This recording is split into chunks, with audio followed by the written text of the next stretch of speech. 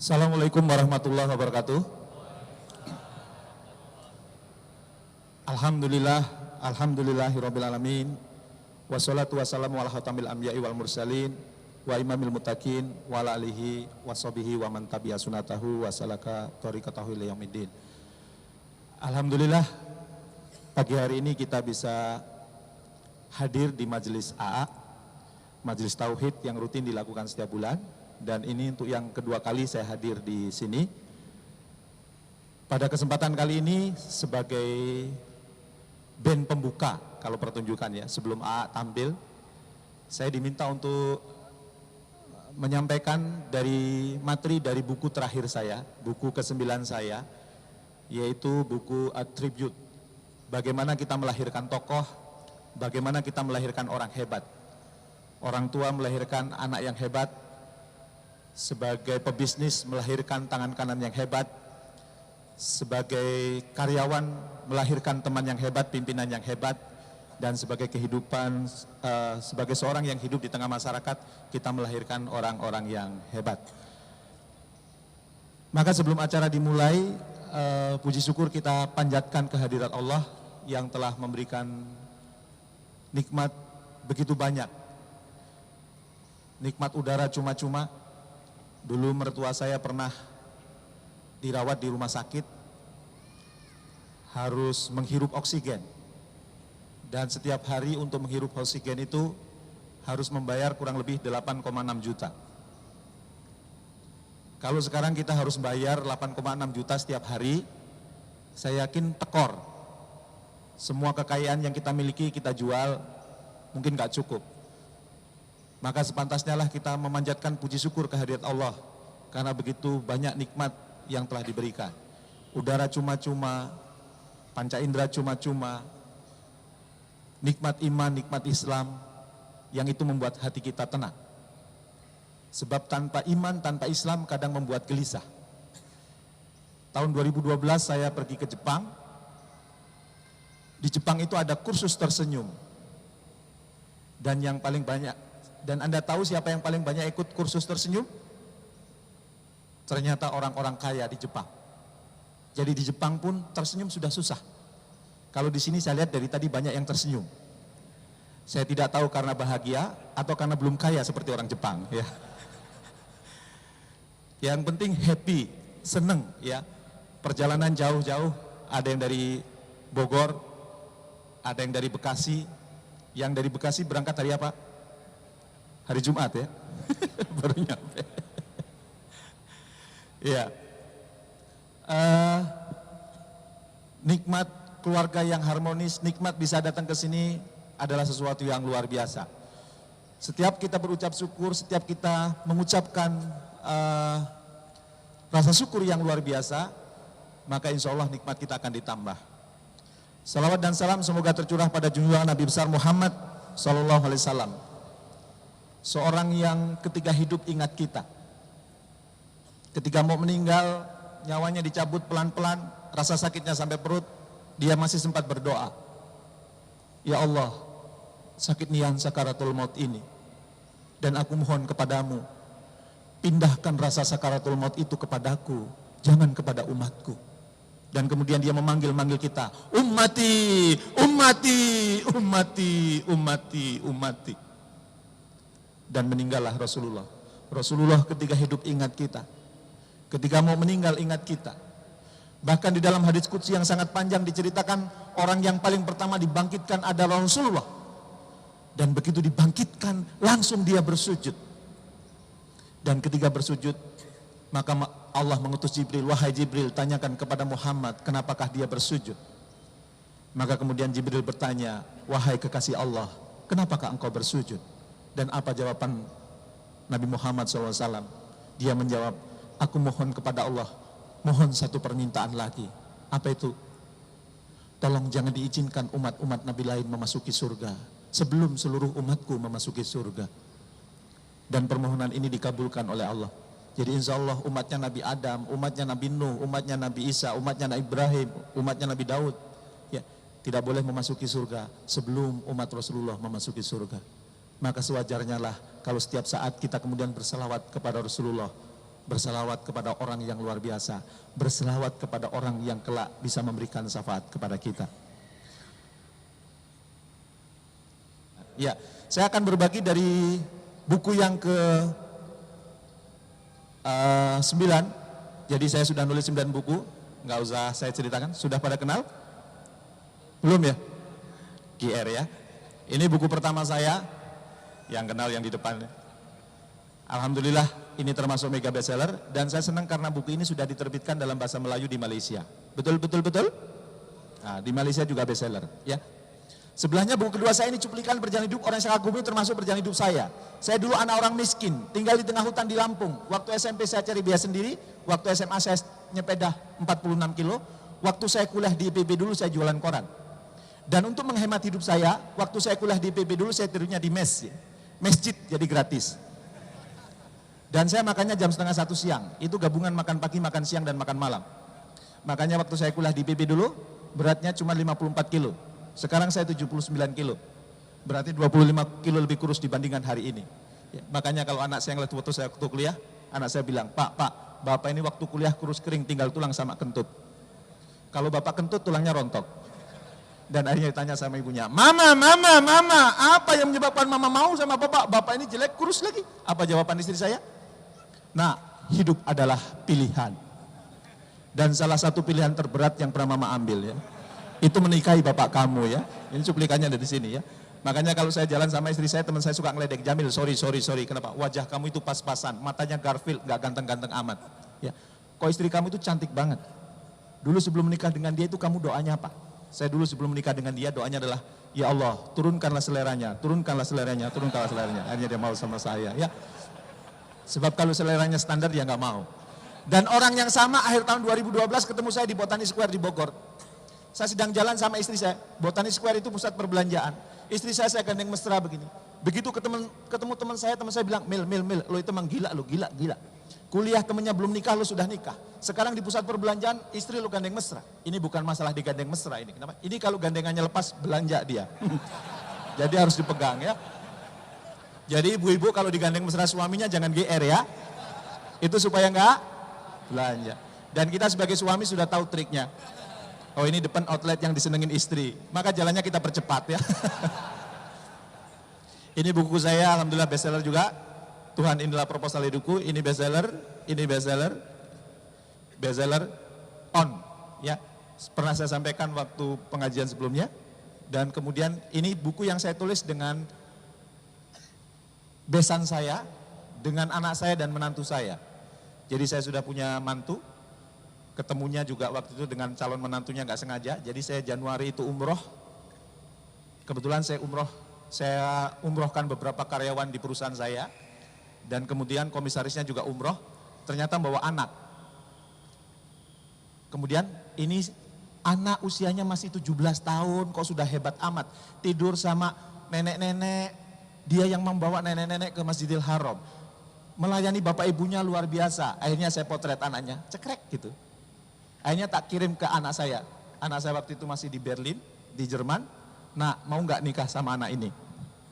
Anak saya nanya, bapak ngaco. Siapa itu? Ini anaknya Om Farid Poniman. Oh yang tinggal di Malaysia? Enggak, dia sudah pulang ke Indonesia. Mau nggak nikah sama dia? Ya aku belum kenal pak. Anaknya pokoknya jempolan. Sudah hampir hafal Quran. Waktu umroh melayani orang tuanya luar biasa. Dan kemudian melayani nenek-nenek yang teman sekamarnya di umroh juga luar biasa. Ntar aku ketemu dulu, kapan kamu pulang? Maret, ya sudah. Nanti bapak ngomong. Akhirnya saya ngomong sama orang tuanya. Tolong kalau ada yang lamar sampai Maret ditolak dulu. Kenapa? Anak saya kasih kesempatan. Dan kemudian pulang dari Berlin, Maret ketemu, sama-sama suka. Juni kalau nggak salah lamaran, November nikah. Jadi nggak pakai pacaran. Ini bukunya, buku yang ditulis kami berempat untuk hadirin yang hadiri pernikahan. Ini buku saya sendiri dan yang sekarang judulnya adalah Tribute. Oke, siap mulai?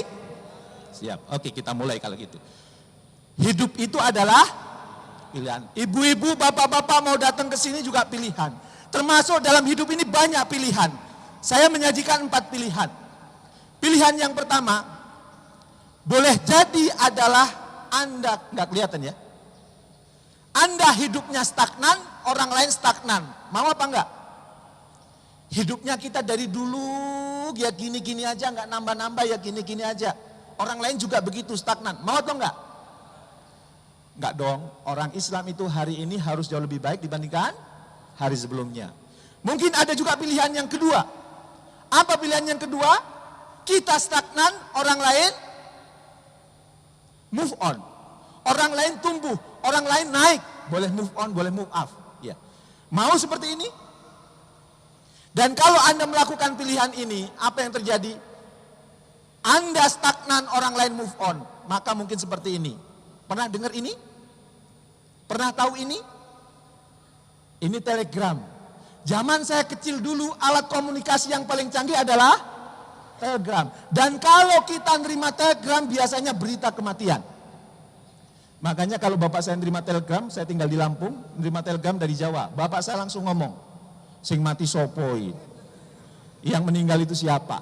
Dan begitu telegramnya dibuka, benar saudara, salah satu dari saudara kita pasti meninggal. Pertanyaan saya, masih ada? Enggak ada, diganti sama WhatsApp, SMS, BBM. Atau mungkin Anda kenal ini? Tahun 90-an ada teknologi yang namanya pager. Kalau orang bawa pager keren banget. Nah, pager nih, pager. Padahal kalau orang bawa pager itu tandanya adalah anak buah. Kenapa? Karena sedang nunggu perintah dari atasan. Yang paling keren dulu mereknya apa?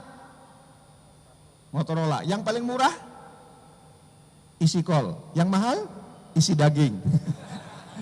Ini terlalu serius ini ya. Oke, gimana kalau selama sesi dengan saya kita senang-senang? Sepakat? Supaya ngetes konsentrasinya, kalau saya tanya sepakat jawabannya setuju, kalau saya tanya setuju jawabannya sepakat. Sepakat?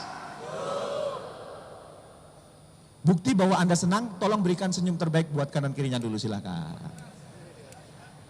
Senyum sedekah ya. Jangan sampai saya ingin tanya, senyum ini gratis? Gratis? Gratis. Jangan sampai yang gratis saja kita pelit. Saya sih punya hipotesa, kalau orang yang mahal senyum, biasanya jarang traktir. Kenapa? Yang gratis saja pelit, apalagi yang bayar ya. Maka sekarang kasih senyum lagi buat kanan kirinya. Oke. Pager pun sekarang sudah musnah. Nih, dulu waktu kita kecil ada ini. Masih ingat? Kalau ke Monas, ke Ancol, kita dipotret cekrek. Langsung dikipas-kipas, langsung jadi. Polaroid. Masih ada? Masih. Laku? Enggak. Kalau kita ke Ancol, atau kita ke Monas, atau kita di Istiqlal ditawarin orang, Pak mau foto, kira-kira mau? Enggak, sudah. Kalau toh ada yang mau itu yang ya keterlaluan. Sekarang sudah diganti tongsis, diganti selfie, yang bisa ngatur senyumnya sendiri. Ya, musnah. Tapi itu musnah. Begitu juga kalau Anda tadi milih pilihan yang kedua, orang lain move on, Anda stagnan. Maka nanti nasibnya seperti telegram, nasibnya seperti pager, nasibnya seperti polaroid.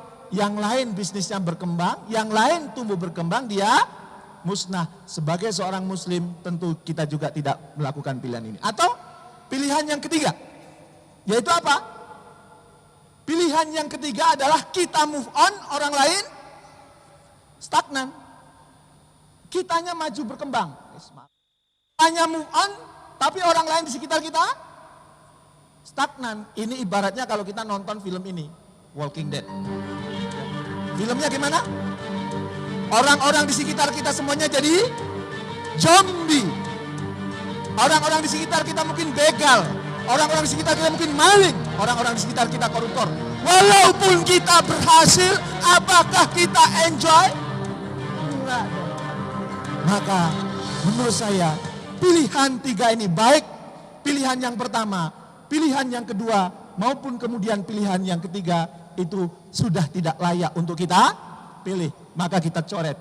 Maka pilihan yang kemudian saya tawarkan adalah kita move on, orang-orang di sekitar kita move on. Kita semakin hari semakin baik, orang-orang di sekitar kita semakin hari juga semakin baik. Mau? Mau? Maka kemudian saya ngajukan pertanyaan dulu. Yang kelihatan gambarnya, Bisa nebak? Ini gambar siapa? Yang tahu pelajaran sejarah masih ingat? Iya. Iya, sama? Nggak kenal, berarti gagal bukunya. Ya. Tadinya kalau jawabnya benar, nggak berlaku buat panitia gitu ya. Benar. Siapa? Edmund Hillary sama Tenzing Norgay. Siapa itu Edmund Hillary? Yang menaklukkan Mount Everest. Ini pelajaran sejarah dikit ya. Siapa yang menaklukkan Mount Everest? Edmund Hillary. Puncak gunung tertinggi yang menaklukkan adalah Edmund Hillary. Sementara Tenzing Norgay itu siapa? Tenzing Norgay itu adalah pemandunya. Ya. Dia yang memandu Edmund Hillary untuk sampai menaklukkan puncak yang tertinggi. Maka begitu mereka turun dari gunung, para wartawan mengerumuni mereka, memotret mereka. Hebat, Edmund Hillary hebat bisa menaklukkan Mount Everest. Hebat, Anda luar biasa. Tapi ada satu wartawan yang mendekati Tenzing Norgay. Dan kemudian ditanya, bukankah Anda pemandu dari Edmund Hillary? Iya. Bukankah yang namanya pemandu itu jalannya di depan? Iya. Kalau begitu seharusnya Anda yang menaklukkan Mount Everest. Kenapa yang menaklukkan Edmund Hillary bukan Anda? Dan apa jawabannya Tenzing Norgay? Iya. Selama perjalanan menuju Mount Everest, puncak Mount Everest, saya selalu berdiri di depan Edmund Hillary.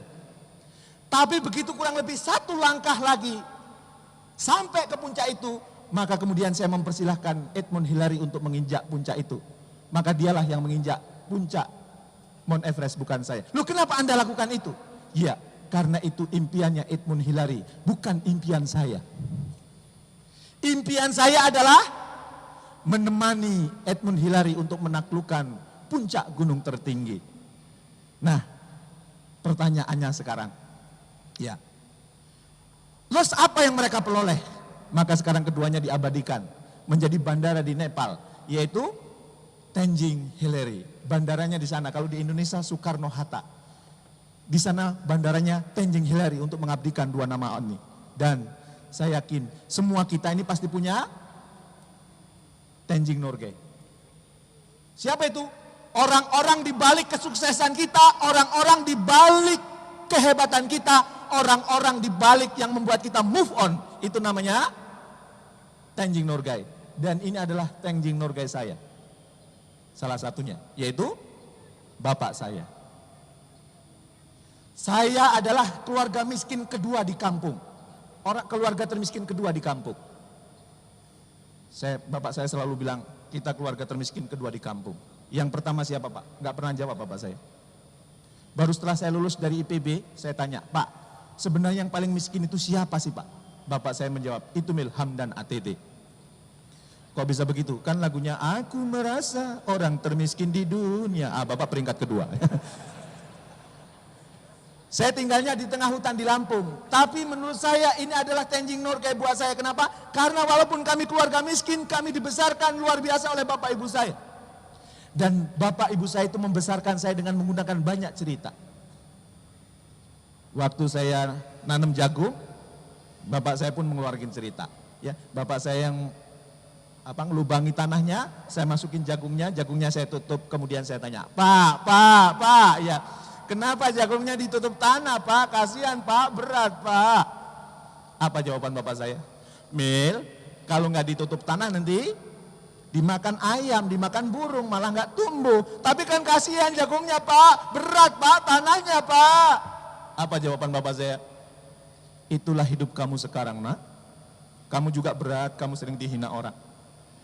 Dan kalau kamu kuat nanti lama-lama kamu akan tumbuh. Dan begitu tumbuh, nah jangan lupa disiram. Jagung itu nyiramnya pakai air. Kalau kamu mau tumbuh, nak, nyiramnya pakai ilmu, nak. Makanya, nak, tabiat ilmu itu sama dengan tabiat air, nak. Mendatangi tempat yang rendah. Laut yang luas menampung banyak air karena tempatnya rendah. Dan kalau kamu ingin terus datang ilmu kepadamu, terus nambah-nambah, maka kamu juga harus rendah hati, nak. Dan kalau sudah disiram gak cukup, harus dipupuk. Tapi kita keluarga miskin nak, nggak bisa beli pupuk. Maka pupuknya pakai pupuk kandang. Pupuk kandang itu bau nah. Tapi harus kamu lakukan, dan kalau kamu pupuk kandang maka tanamannya tumbuhnya menjadi subur nak. Itu artinya apa nak? Dalam pertumbuhan kamu nanti nak, ada orang-orang, ada teman-teman di sekitar kamu yang mungkin menyakiti kamu, yang kemudian mungkin menghina kamu. Anggap saja itu pupuk kandang buat kamu nak. Dan kalau kamu kuat berarti kamu nanti tumbuh subur. Maka sejak saat itu kalau ada orang yang menghina saya bilang dalam hati, pupuk kandang lo, pupuk kandang, pupuk kandang lo, pupuk kandang. Dan cerita yang sudah saya tuangkan di beberapa buku, yang cerita di buku Tribute nanti silahkan Anda baca. Tapi cerita yang sudah pernah saya ceritakan di buku-buku sebelumnya, cerita yang berkesan yang menjiwai hidup saya adalah salah satunya apa? Karena bapak ibu saya miskin, saya kalau mau makan itu harus mancing sendiri. Di depan rumah saya ada sungai, saya biasanya bawa nasi, bawa cabai, bawa kecap, bawa korek, bawa kayu, mancing. Begitu kedapat, dibakar, dimakan pakai kecap, pakai cabai. Enak? Enak kalau sekali-kali. Kalau tiap hari, belenger juga. Tapi kata bapak saya, makan ikan mil supaya kamu pinter. Tapi harus mancing dulu. Nah suatu saat ketika saya sedang mancing, tiba-tiba bapak saya datang. Dan kemudian duduk di sebelah saya. Sedang mancing mil. Iya pak. Sambil mancing, mau nggak bapak cerita kamu dengerin? Mau pak. Cerita apa pak? Kamu tahu nggak proses terjadinya mutiara? Nggak tahu pak. Gini mil. Kerang yang masih muda kalau nyari makan itu, buka, tutup, buka, tutup. Begitu dia saya membuka badannya, masuklah pasir ke dalam tubuhnya. Dalam bahasa manusia dia menangis, Bunda, sakit bunda, ada pasir masuk ke dalam tubuhku bunda, sakit bunda. Dan apa jawaban bapak saya? Kerang yang masih muda itu terus mengeluh, dan ibunya mengatakan, sabar anakku, kita tidak diberikan rasa sakit untuk menahan rasa sakit itu. Bila perlu kau beri kebaikan kepada pasir yang telah menyakitimu itu. Maka kerang yang masih muda itu menuruti perintah ibunya dengan cara apa? Dia keluarkan air mata. Dan air mata yang dikeluarkan itu digunakan untuk membungkus pasir yang masuk ke tubuhnya. Dibungkus dengan air mata, lama-lama rasa sakitnya berkurang dan hilang sama sekali. Dan beberapa bulan kemudian kerangnya dipanen. Kerang yang tidak ada pasirnya pisah, kerang yang ada pasirnya dipisah. Kerang yang tidak ada pasirnya dijual obral di pinggir jalan. Kalau di Bogor sekarang satu porsinya 15.000. Enggak tahu kalau di Jakarta. Sementara kerang yang ada pasirnya dengan jumlah yang sama dijual puluhan bahkan ratusan kali lipat. Kenapa? Karena pasir di dalam kerang itu telah menjadi inti mutiara. Dan bapak saya mengatakan, Jamil, hidup adalah pilihan. Kamu boleh memilih menjadi kerang rebus atau memilih menjadi kerang mutiara. Sebelum saya jawab, bapak saya bilang, kalau kamu memilih menjadi kerang rebus, kamu akan dijual obral di pinggir jalan. Tapi kalau kamu menjadi kerang mutiara, kamu akan dipakai oleh orang-orang terhormat dan dikenakan di tempat-tempat yang terhormat. Kamu memilih jadi apa nak? Tentu saya langsung jawab, saya ingin milih menjadi kerang mutiara. Dan itu hebatnya bapak saya. Hebatnya Tenzing Norgay saya. Dan begitu saya jawab begitu langsung bapak saya, kalau kamu memilih menjadi kerang mutiara, mulai hari ini kamu gak boleh nangis setiap berangkat sekolah. Dulu saya kalau berangkat sekolah nangis, kenapa? Karena sepatu dan tasnya harus diangkat begini. Kenapa? Karena melewati semak belukar, masih berembun, masih basah, dan melewati sungai yang tidak ada jembatannya. Makanya kalau dulu pernah ada iklan di TV, anak sekolah berangkat sekolah pakai perahu, saya suka nangis. Karena itu mengingatkan saya di waktu kecil dulu. Cerita itu mendarah daging hingga sekarang. Maka kalau kemudian sesuatu kejadian kepada saya terjadi, saya langsung ingat, hidup itu adalah pilihan. Kamu boleh memilih menjadi kerang rebus atau menjadi kerang mutiara. Termasuk waktu saya SMP, saya cari biaya sendiri. Jam 5:30 pagi masuk kebun karet di Lampung. Di Lampung 5:30 itu masih gelap, nggak kayak di Jakarta. Jam 7 selesai, saya ngambil latek-latek yang sudah membeku. 1 bulan waktu itu saya dibayar 4.000. SPP saya 1.500, jadi masih ada sisa 2.500. Dan Anda tahu dampaknya kalau kita ngambil latek? Tangannya bau. Maka begitu saya pergi ke sekolah, teman saya bilang, Mil sini. Dan kemudian dicium, dan mohon maaf, diludahi. Besoknya lagi, Mil sini, cium, diludahi. Dan akhirnya suatu saat saya bilang, Mil sini, saya merasa sudah saya sabun berulang-ulang, maka tangan saya cium. Begitu saya cium, teman saya ngeludahi tangan saya, maka kenai muka saya. Saya pulang ke rumah, Pak, aku gak mau sekolah, Pak, aku gak mau sekolah, Pak. Hampir setiap hari aku diludahi temanku, Pak, aku gak mau sekolah, Pak. Apa jawaban bapak saya? Mil, hidup adalah pilihan. Kamu boleh memilih menjadi kerang rebus atau memilih menjadi kerang mutiara. Milih jadi apa? Saya milih jadi kerang mutiara. Kalau milih jadi kerang mutiara, sekolah! Akhirnya saya berangkat sekolah lagi. Dan ternyata kondisi kepepet ini melahirkan kreativitas. Saya berpikir bagaimana caranya supaya nggak diludahi teman saya. Maka suatu saat sebelum berangkat sekolah, saya makan durian.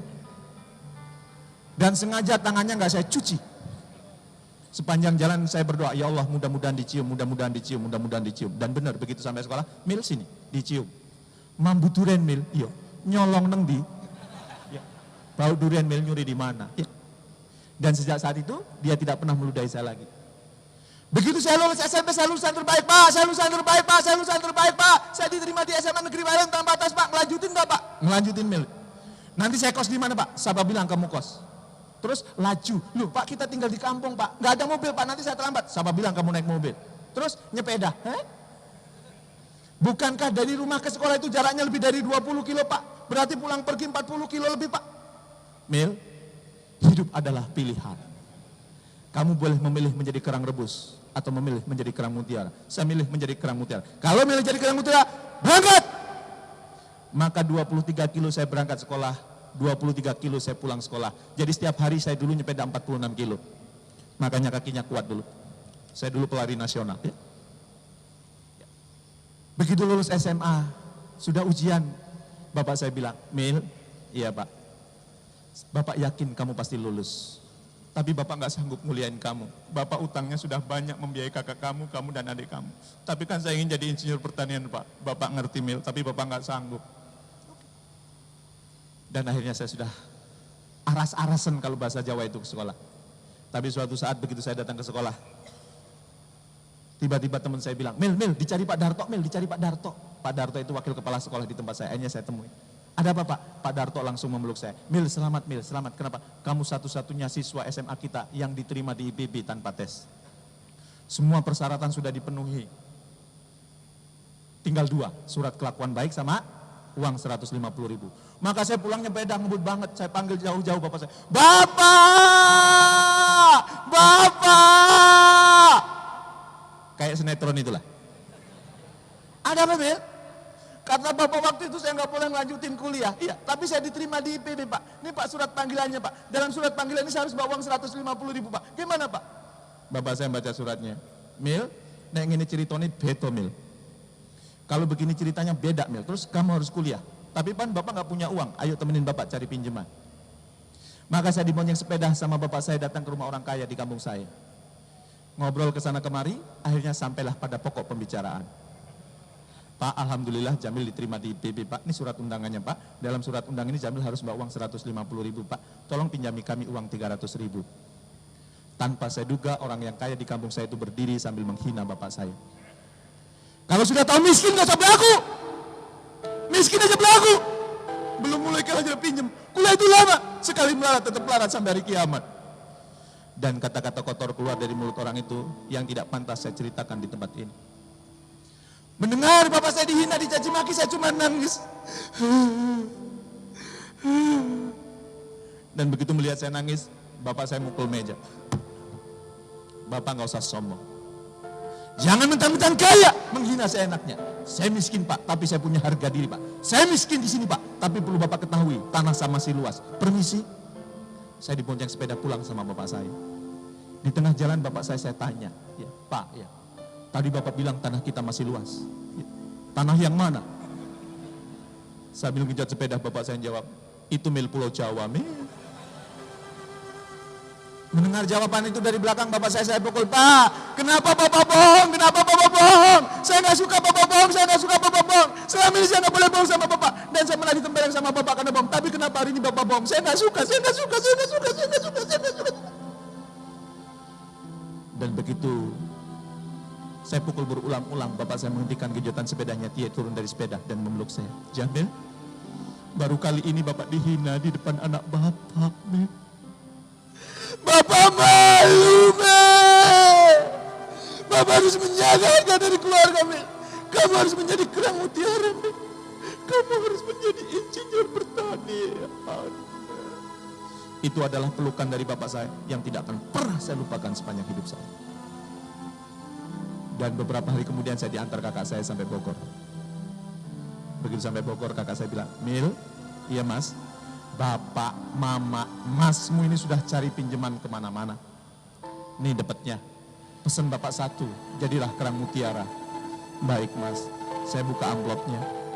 Begitu amplopnya saya buka, mas, cuman 164.000 mas. Iya, kan untuk bayar SPP 150.000 mas, tinggal 14.000 mas. Aku tinggal di mana mas? Aku kos di mana mas? Apa jawaban kakak saya? Pesan bapak, kalau kamu gak dapat tumpangan, nginep aja dulu di masjid. Akhirnya saya nginep di masjid. Besoknya saya datang ke kampus IPB, ternyata ada pengumuman.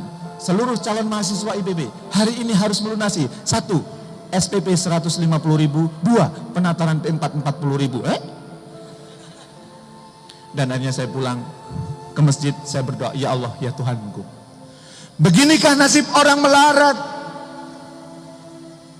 Hanya ingin mengejar cita-citanya pun begitu berat, ya Allah. Tolong aku ya Allah, bantu aku ya Allah. Dan begitu saya sedang berdoa, ada seorang yang menghampiri saya. Kenapa dek?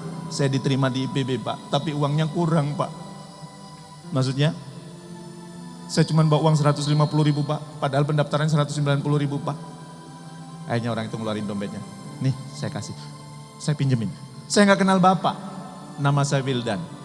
Nanti kalau kamu sudah punya uang, bayar ke tempat saya. Saya nggak tahu alamat bapak, nanti saya kasih.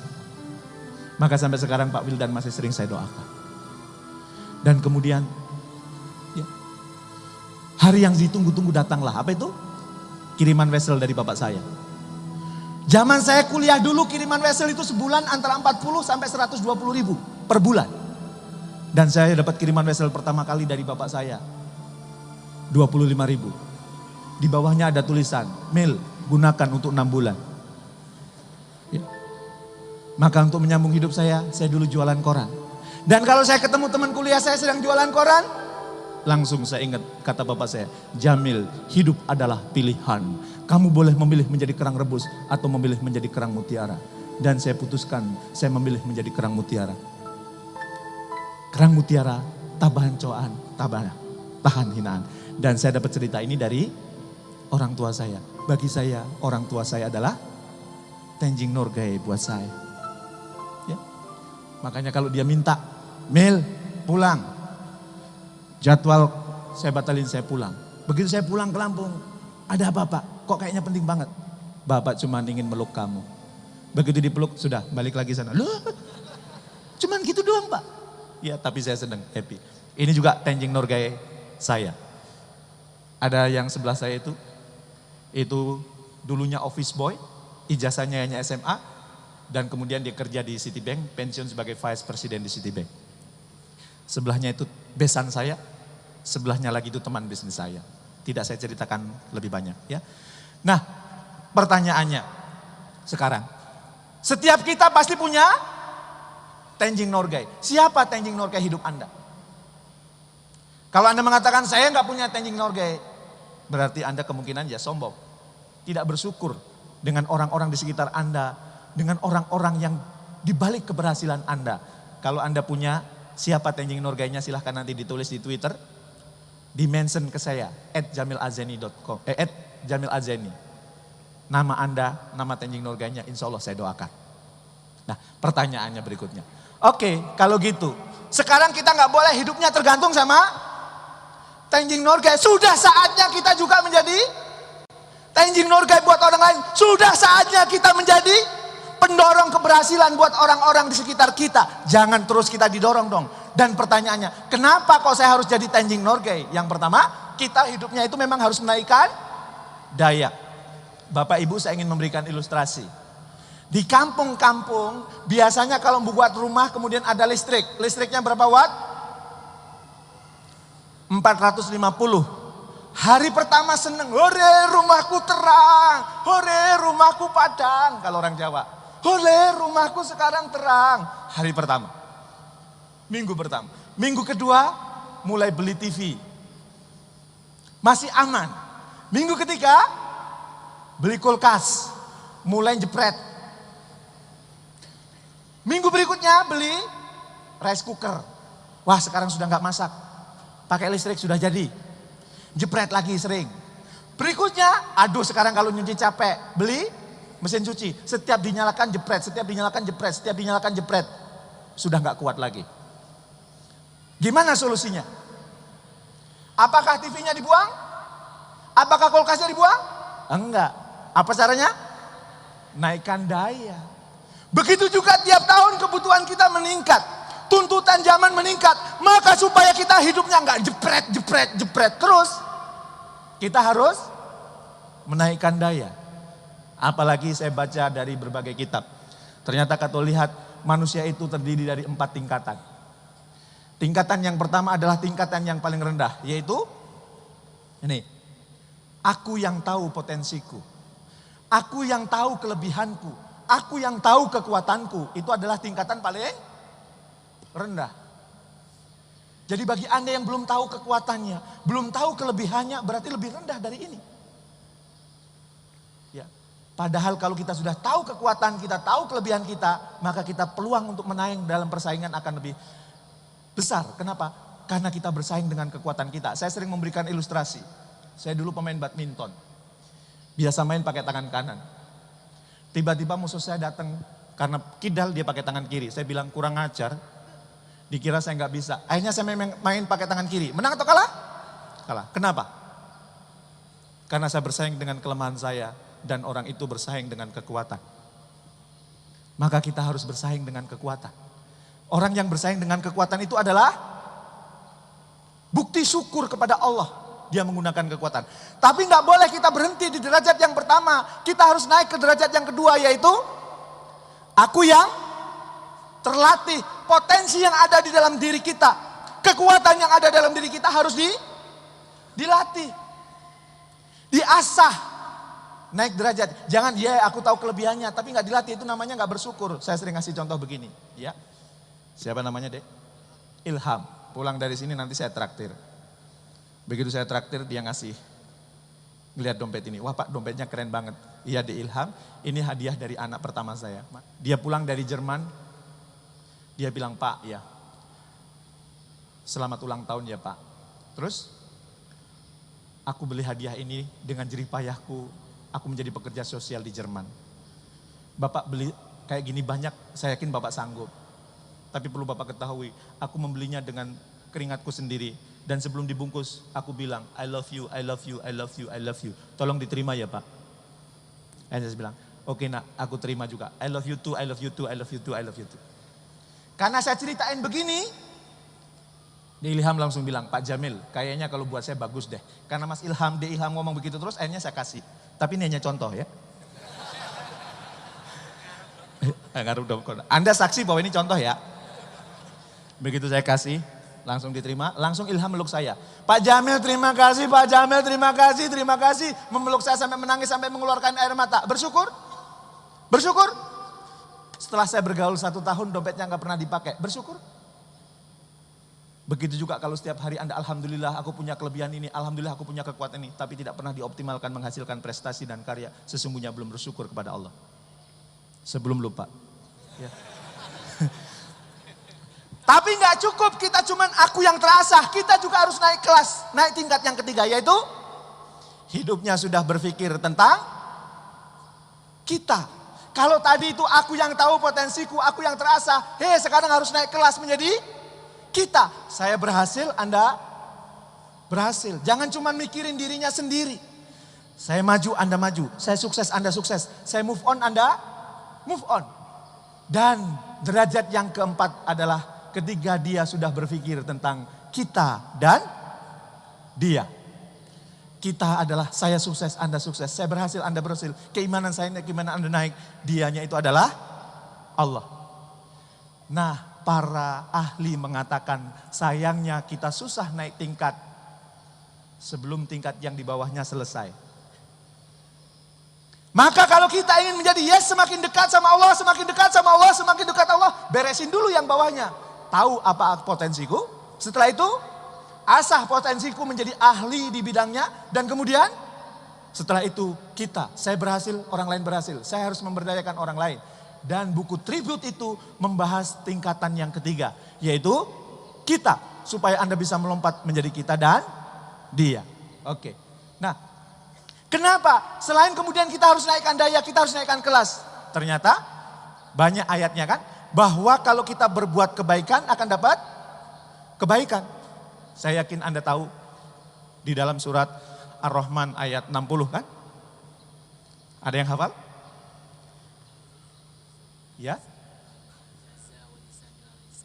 Bukan, yang surat Ar-Rahman ayat 60. Yang iya benar. Kalau kita berbuat kebaikan dapat kebaikan. Sudah hafal berapa juz? 3. Ya. Berbuat kebaikan dapat kebaikan. Dan kebaikannya itu bukan hanya di surga. Kebaikannya juga di dunia.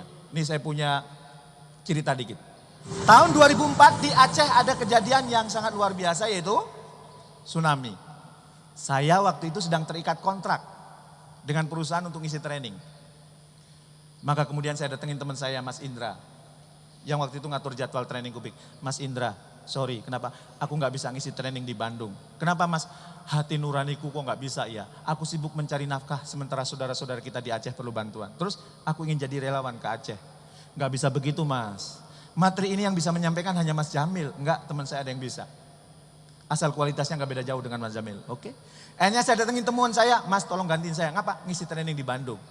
Materinya ini. Sampai duduk manis di rumah dijemput. Nanti naik pesawat dari Halim ke Husen. Dulu namanya Deraya. Pesawat kecil itu ya. Yang baling-balingnya kelihatan itu. Saya kalau naik pesawat itu selalu duduknya di pinggir jendela. Memastikan baling-balingnya muter ora gitu. Pikir saya kalau nggak muter kacanya saya pecah, tangan saya keluarin begini. Ya, nanti di Bandung jemput balik lagi. Terus, kamu mau kemana? Saya mau jadi relawan di Aceh. Berapa lama? 3 minggu. Berarti saya ganti kamu 3 kali Mil? Enggak. 3 kali ganti kamu itu bisa dapat motor Shogun Mil. Shogun waktu itu sekitar 12 juta. Ya sudah saya bilang, Shogunnya buat sampean, aku tak cari Soun, cuman beda G, 1 Shogun, 1 Soun. Akhirnya saya terbang ke Aceh, dia terbang ke Bandung. Begitu saya terbang ke Aceh, saya keliling ke daerah pengungsian. Saya keliling ke daerah-daerah pengungsian. Kok jarang yang tersenyum ya? Padahal saya percaya dengan riset yang dilakukan oleh Yale University. Apa itu risetnya? Orang yang di bawah 40 tahun jarang tersenyum, nanti di masa tuanya pasti menderita. Jadi kalau Anda ingin lihat orang yang menderita di masa tua, lihat sekarang. Yang lain tersenyum dia cuman, ini bakat menderitanya udah kelihatan. Yang usianya di bawah 40 tahun. Kalau yang sudah kelewat ya terima aja lah ya. Akhirnya saya kumpulin teman-teman saya. Kumpul. Kenapa? Saya nggak mau anak Aceh masa depannya menderita. Dari mana Mas Jamil tahu? Emang Mas Jamil peramal? Bukan. Saya percaya dengan riset. Risetnya mengatakan orang di bawah 40 tahun jarang tersenyum. Maka mari kita buat tersenyum. Gimana caranya? Ayo kita diskusi. Maka malam hari kita diskusi ke sana kemari. Akhirnya ketemu konsep yang namanya sekolah ceria. Dan karena muridnya banyak, gurunya kurang, saya ikut ngajar. Aku anak ceria, ini senyumnya, ini ketawanya, hai, hu. Dan kemudian saya berpikir, waduh kalau programnya kayak gini terus, kalau saya tinggal ke Jakarta, sekolahnya tutup. Akhirnya saya berpikir gimana saya tinggal ke Jakarta, sekolahnya tetap ada. Akhirnya saya membuat pengumuman, dicari relawan guru.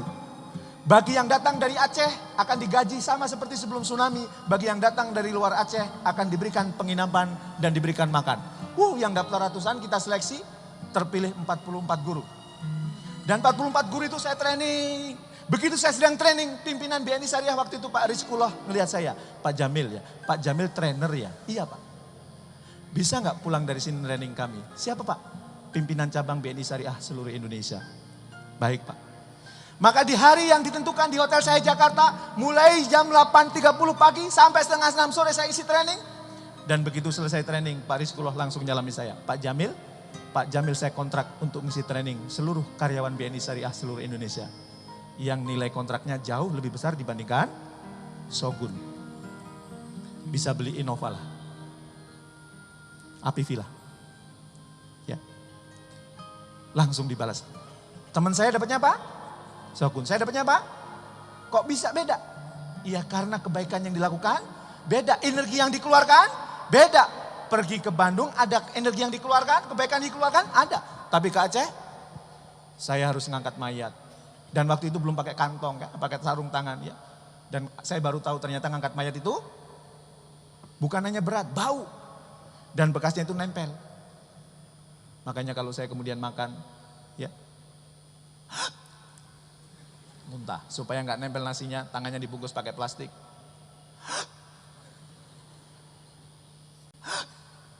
Dan kemudian teman saya kalau saya habis mandi, mas masih bau, mandi lagi, saya mandi lagi. Masih bau mas, saya sudah 2 kali mandi, pakai kopi mas.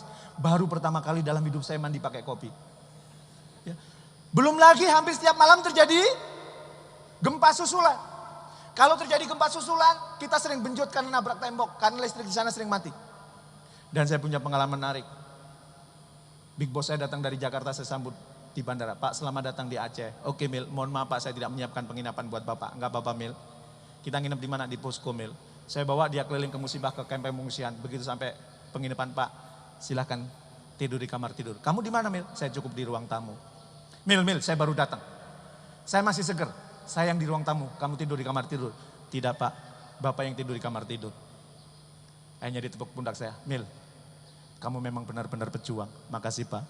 Tidur dia di situ, saya di ruang tamu. Malam hari terjadi gempa. Saya lari duluan. Big boss saya kemudian lari dan kemudian karena mati lampu dia manggil saya. Jamil mana? Jamil mana? Saya Pak. Sini kamu. Baik Pak. Kamu itu nyuruh saya tidur di kamar tidur. Itu mau menghormati saya atau mau mencelakakan saya? Saya menghormati Bapak. Ya. Selama ini siapa yang tidur di kamar itu? Tidak ada yang berani Pak. Halo. Kita yang relawan di sana sudah tahu, gak ada yang berani tidur di kamar tidur. Kenapa? Supaya kalau ada gempa susulan larinya gampang. Dan kalau ada pendatang baru biasanya kita kerjain. Biar dia merasakan. Iya, itu dibalas. Dan kalau kita juga yang namanya perbuatan baik itu ternyata apa? Ternyata menciptakan panggung buat orang lain itu kebaikannya besar. Kebaikannya sangat besar. Membuat orang lain sukses, membuat orang lain hebat itu kebaikan yang luar biasa. Ya, makanya salah satu amalan yang tidak akan putus ketika kita meninggal adalah ilmu yang diamalkan dan kemudian disebarkan, kan? Dan kemudian salah satu kemudian kita juga harus menjadi tanding surga. Kenapa? Karena innal hasanati yudhibna sayyi'at. Sesungguhnya perbuatan baik itu menghapuskan dosa. Menghapuskan dosa, kita minta Allah istighfar, astagfirullah, astagfirullah. Itu yang berkaitan dengan kita. Dan mungkin kita juga harus berusaha karena mungkin dosa kita ini banyak. Bukan dosa kita lah, paling tidak dosa saya itu banyak. Maka kebaikan yang lain harus kita lakukan. Kebaikan yang memberi manfaat buat orang lain. Yaitu dengan menjadi Tanjing Norgay. Pertanyaannya. Ya. Kenapa kok kita harus menciptakan orang-orang baik? Saya ingin tanya. Air kalau dengan minyak disatukan bisa bersatu nggak? Kalau kita ibaratkan air ini adalah kebaikan. Minyak itu adalah kemaksiatan. Kemudian dicampur. Maka minyak di mana, air di mana? Minyak di atas, air di bawah. Bagaimana caranya supaya kemudian jadi air semua? Bisa minyaknya ditumpah. Bisa juga kita isi air terus supaya minyaknya keluar. Dan saya memilih saya akan ngisi air terus supaya minyaknya keluar. Artinya apa? Yuk kita sibuk melakukan kebaikan. Maka nanti yang hilang, yang jelek-jelek itu akan kemudian hilang. Maka mari kita berlomba kemudian menebar kebaikan. Pertanyaannya, siapa mereka? Siapa yang harus kita munculkan menjadi tokoh? Siapa yang harus kita munculkan menjadi orang hebat? Pertama tentu orang yang menjadi tanggung jawab kita. Saya ingin nanya sama bapak-bapak di sini. Bapak-bapak, sebenarnya di dalam Al-Quran itu ada 17 ayat dialog antara orang tua dengan anak. Di antara 17 dialog itu, mana dialog yang lebih banyak? Antara ayah dan anak atau antara ibu dan anak? Yang mana? Ternyata silahkan nanti periksa di Al-Quran. Dialog terbesar adalah dialog antara ayah dan anak. Itu artinya apa? 14 dialog ayah dan anak, 2 ibu dan anak, 1 ibu dan ayah dialog dengan anaknya. Artinya apa? Lebih banyak yang mana? Ayah. Artinya apa? Kewajiban mendidik anak itu terletak pada bapak. Sayangnya kalau ngambil rapot kebanyakan ibu-ibu. Di rumah bapaknya juga jarang didik. Saya berkomitmen, walaupun capek, walaupun susah, saya akan berusaha kemudian mendampingi anak-anak saya. Karena kewajiban mendidik anak itu terbanyak adalah ada di bapak. Dan kadang-kadang kita itu yang nggak perlu kemudian yang hebat-hebat. Hal-hal yang sederhana aja memberikan kesan yang bagus. Di sini kebetulan ada anak saya Hana. Di mana Hana ya? Hana. Nggak kelihatan ya. Kemarin belum lama ini dia ada training di Puncak. Sebelum berangkat training saya sedang sakit. Ya. Dan sebelum mereka berangkat training, masing-masing orang tua diminta untuk ngirim surat kepada anak-anaknya. Termasuk saya ngirim surat kepada Hana. Dalam kondisi yang sakit itu, karena saya ingin sebentar lagi dia menghadapi ujian nasional. Saya ingin dia tenang. Dia mencapai nilai yang bagus. Maka kemudian saya berangkat ke Puncak nyusul tanpa sepengetahuan Hana. Dan begitu sesi pembacaan surat dilakukan. Ya, saya mendengarkan suratnya dibaca oleh gurunya. Saya mendengarkan di luar pintu.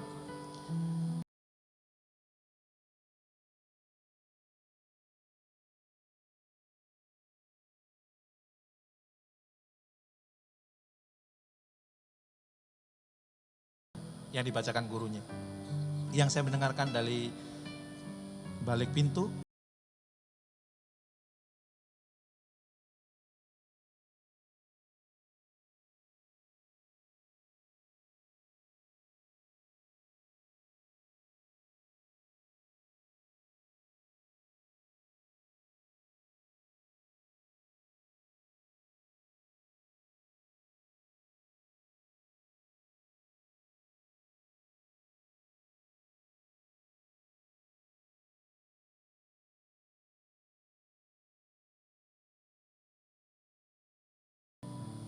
Bapak dan mama terus belajar dan berusaha agar bisa melayani Hana dengan sebaik-baiknya.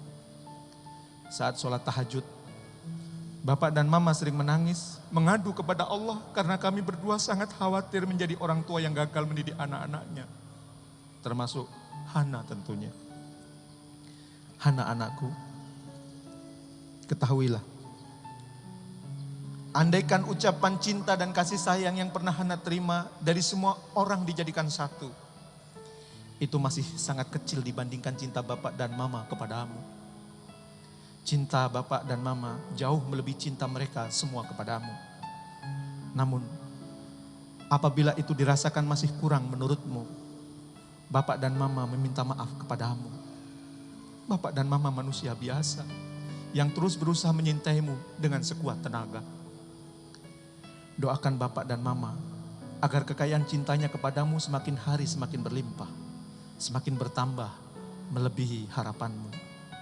Bapak dan mama sangat berharap semoga Hana bisa menjadi hamba Allah yang disegani penduduk bumi dan dicintai penduduk langit. Banyak prestasi yang ditorehkan, banyak manfaat yang disebarkan. Dan terakhir, bapak dan mama berpesan, ingatlah mutu keluarga kita. Allah dulu, Allah lagi, Allah terus.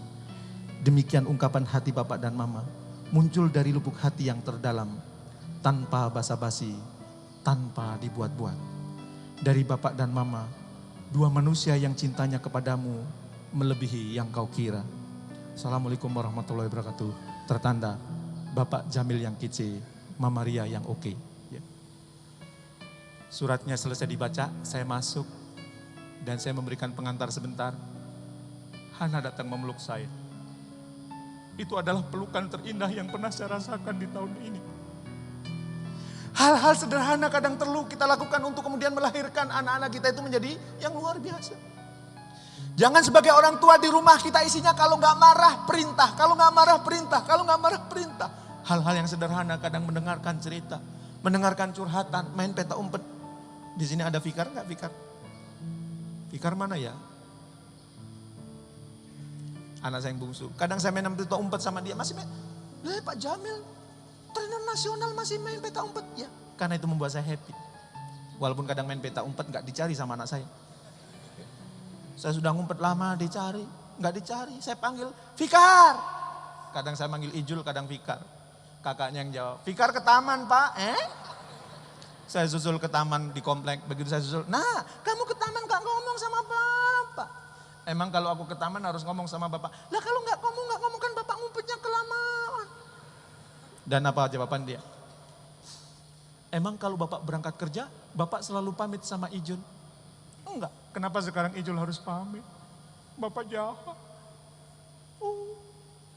Dan sejak saat itu kalau saya berangkat kemanapun, walaupun masih pagi sebelum subuh, dia belum bangun, saya peluk dia. Nah, Bapak berangkat ya, Bapak berangkat. Hal yang paling menyenangkan apa?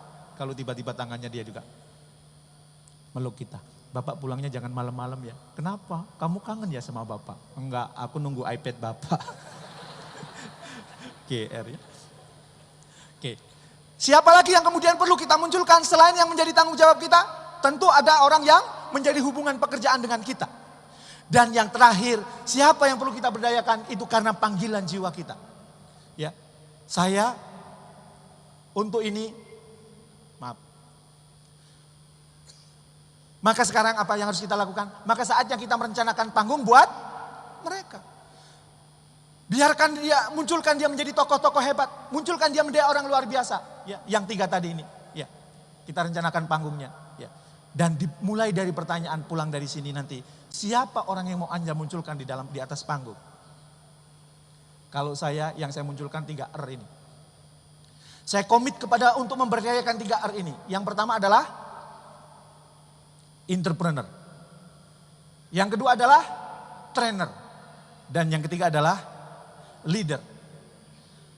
Saya berupaya kemudian akan muncul trainer-trainer hebat di Indonesia, muncul entrepreneur hebat di Indonesia, dan muncul leader-leader hebat di Indonesia.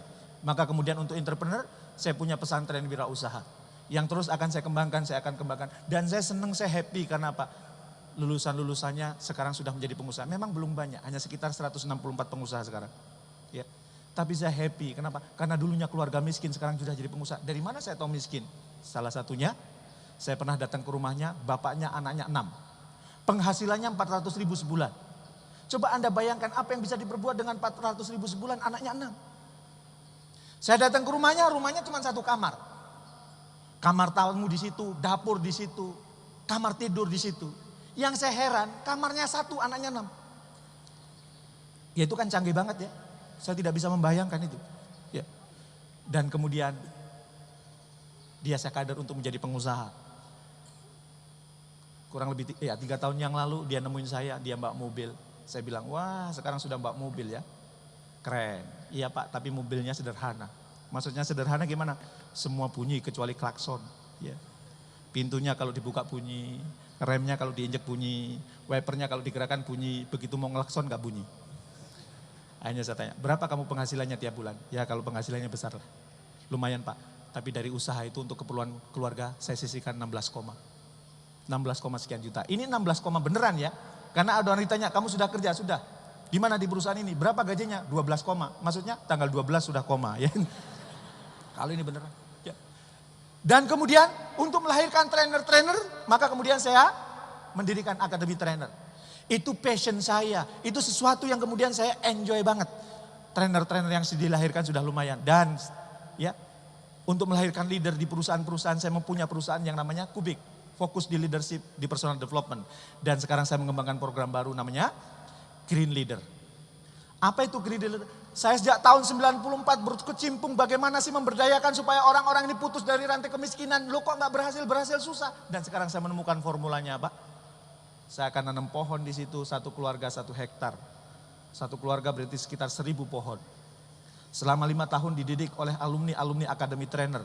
Ya, dan begitu 5 tahun pohonnya dipanen, keluarga itu dapat lebih dari 250 juta. Berarti saya berharap rantai kemiskinan di keluarga itu putus karena tiba-tiba dapat rezeki runtuh 250 juta. Dan mentalnya sudah disiapkan selama 5 tahun. Di training, di coach, didampingi. Ya. Dan caranya gimana? Caranya dengan saya menanam pohon di situ. Makanya saya sebut programnya satu keluarga untuk satu keluarga. Satu keluarga kaya yang 1 hektarnya hanya membantu 17.500.000. Ya. Dan dengan 17.500.000 itu selama 5 tahun, satu keluarga terentaskan dari kemiskinan. Dan keluarga yang panen wajib menanam lagi untuk kemudian orang-orang di sekitarnya. Dan terus itu dikembangkan. Sudah saya uji coba di Garut, ya. Untuk kemudian terus kemudian akan saya kembangkan satu keluarga untuk satu keluarga, ya.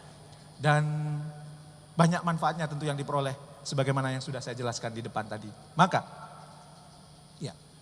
Pertanyaan saya, siapa orang yang akan kemudian Anda munculkan menjadi tokoh saat ini? Siapa orang yang akan Anda support? Yang kita support tidak selalu orang yang di bawah kita. Yang kita support boleh jadi adalah atasan kita. Yang kita support untuk kemudian terus memberikan kontribusi buat negeri yang luar biasa ini boleh jadi adalah ustadz kita.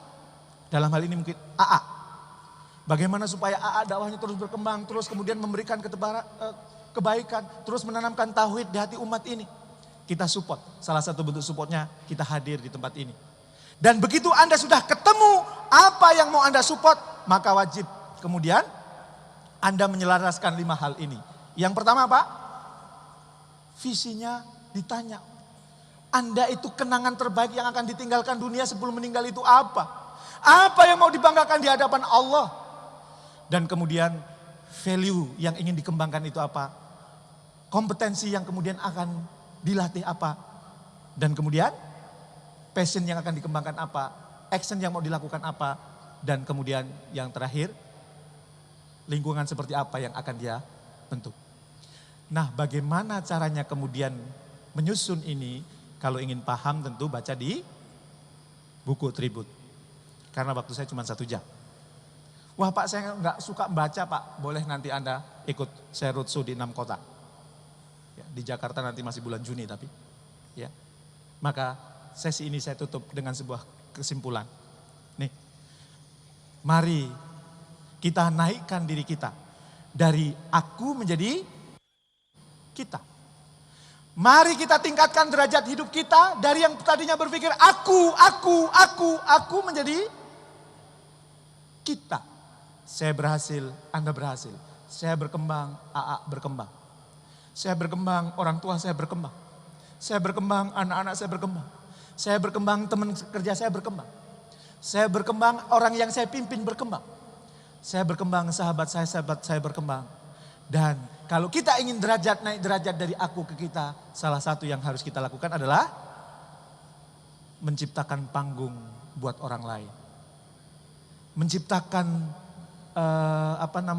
mendorong orang lain untuk kemudian tumbuh dan berkembang.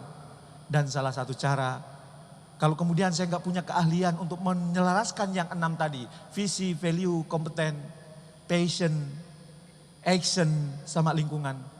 Salah satunya adalah mempermudah jalan orang lain untuk kemudian muncul di panggung, menginspirasi banyak orang dan memberi manfaat kepada banyak orang. Salah satunya tentu yang hadir di sini mendukung Darut Tauhid. Dan Darut Tauhid kalau nggak salah sekarang sedang membangun masjid. Ya. Maka silakan Anda ikut berkontribusi untuk pembangunan itu. Mudah-mudahan manfaat, naikkan derajat Anda dari aku ke kita dengan cara membuat orang lain berhasil, membuat orang sukses. Terima kasih. Assalamualaikum warahmatullahi wabarakatuh.